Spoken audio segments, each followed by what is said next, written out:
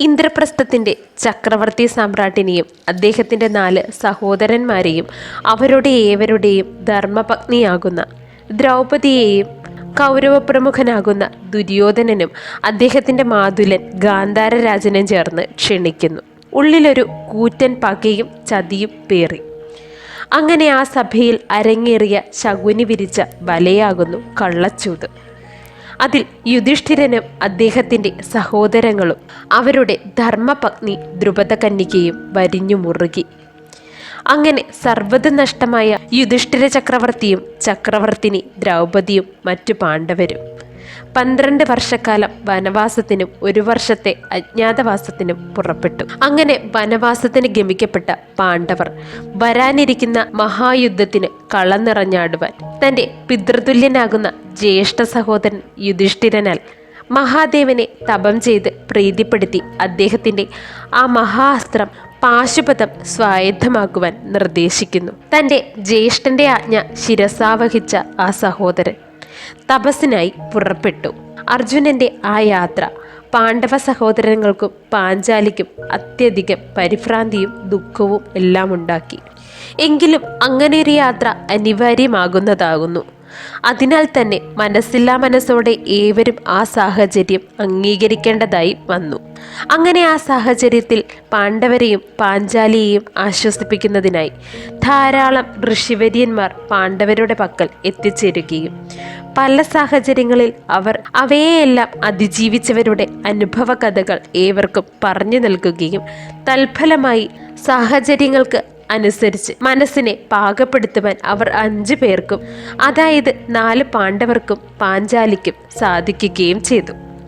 അങ്ങനെ അർജുനന്റെ യാത്രയുടെ ദുഃഖത്തിൽ നിന്നും കരകയറി കഴിയുന്ന പാഞ്ചാലിയും വായുപുത്രൻ ഭീമനും ഒരു പ്രണയ നിമിഷം പങ്കിട്ടുകൊണ്ടിരിക്കെ ഒരു സുഗന്ധം മന്ദമാരുതൻ തൻ്റെ ശരീരത്തിൽ വഹിച്ചുകൊണ്ട് വരുന്നതായി പാഞ്ചാലിക്ക് അനുഭവപ്പെട്ടു.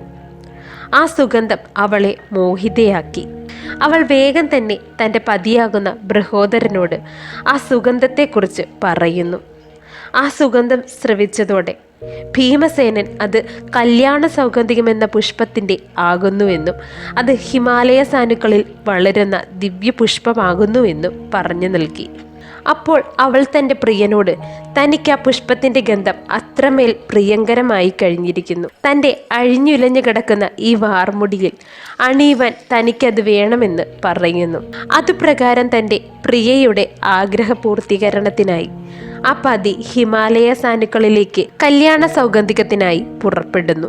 ദൈർഘ്യമേറിയതും അപകടകരവുമായ കാനനപാതയിലൂടെ തൻ്റെ പത്നിയോടുള്ള പ്രണയ സമ്മാനത്തിനായി ഭീമൻ നടന്നു നീങ്ങി. വഴിമധ്യേ ധാരാളം കടമ്പകൾ കടന്നു. അങ്ങനെ യാത്ര കുറേയേറെ പിന്നിട്ടു. ഭീമന്റെ യാത്ര ഒരു ഇടുങ്ങിയ പ്രദേശത്ത് എത്തിച്ചേർന്നു. അങ്ങനെ നടക്കുമ്പോൾ വഴിമധ്യേ തടസ്സമായ ഒരു വൃദ്ധമാനരൻ അവശനായി കിടക്കുന്നു. അതിനെ മറികടക്കുക എന്നത് പാപമായതും മോശമായതുമായ കാര്യമാകുന്നു എന്ന് നനച്ചുകൊണ്ട് വായുപുത്രൻ ഭീമസേനൻ വൃദ്ധവാനരനോട് അല്പം മാറിക്കിടക്കുക, നമുക്ക് ഈ വഴി യാത്ര തുടരേണ്ടതാകുന്നു എന്ന് പറയുന്നു.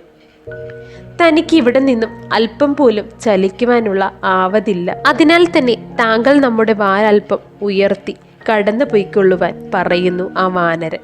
അത് ഭീമസേനന് അത്ര സ്വീകാര്യമായ കാര്യമായിരുന്നില്ല. അതിനാൽ തന്നെ ആ വൃദ്ധ വാനരനോട് അദ്ദേഹം വളരെ പുച്ഛത്തോടുകൂടിയും കോപത്തോടുകൂടിയും പെരുമാറി. അതിനാൽ തന്നെ ഭീമൻ വാനരന്റെ വാലുയർത്തി മാർഗം തയ്യാറാക്കുവാൻ തുനിഞ്ഞു.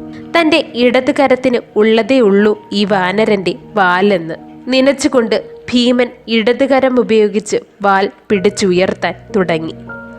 ആ വാൽ അനങ്ങുന്നില്ല.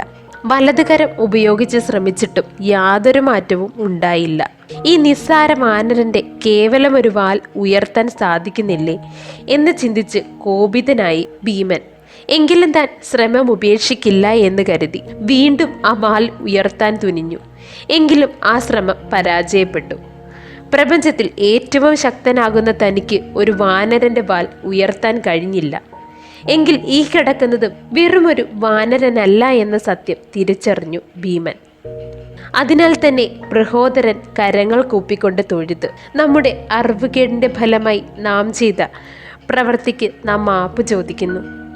അവിടുത്തെ യഥാർത്ഥ രൂപം നമുക്ക് ദർശിക്കാൻ ആഗ്രഹമുണ്ടാകുന്നു. ദയവായി അങ്ങ് ആരാകുന്നുവെന്ന് പറഞ്ഞാലും എന്നരുളി. ഭീമസേനന്റെ അഭ്യർത്ഥന കേട്ട ആ വാനരൻ തൻ്റെ വാൽ സ്വയമേവ ഉയർത്തി.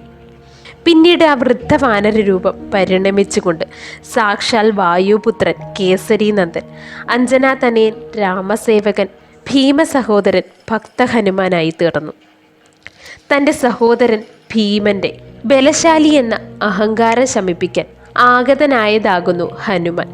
വരുവാനിരിക്കുന്ന യുദ്ധത്തിൽ പ്രയോഗിക്കേണ്ട ചില സൂചനകളും അടവുകളും പറഞ്ഞു നൽകുവാനും അദ്ദേഹം ഭീമസേനന് മുൻപാകെ എത്തിയത്.